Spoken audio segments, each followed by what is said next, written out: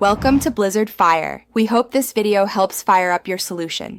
You start by ensuring you're signed into the Google account you'll use. This keeps responses organized. Once signed in, open the Google Forms app or go to Forms. Google. Com in your mobile browser to begin. Tap the plus icon to create a new form and immediately type a clear title and description so respondents know the intent. Make sure to choose your first question type, short answer, multiple choice, or drop-down, because that sets the form's flow. Now you build the body of the form. Tap Add Question for each item and pick the appropriate type.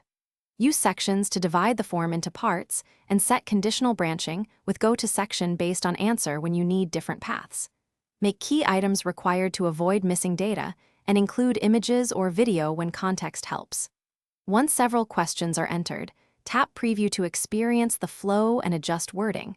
This prevents confusion before sharing. Finish by configuring form settings. Choose whether to collect emails, limit respondents to one, and allow edits after submission. These choices control data quality. Next, tap Send to share by link, email, or embed. Copy and test the link on your phone to confirm formatting. If you plan to analyze results, link responses to a Google Sheet.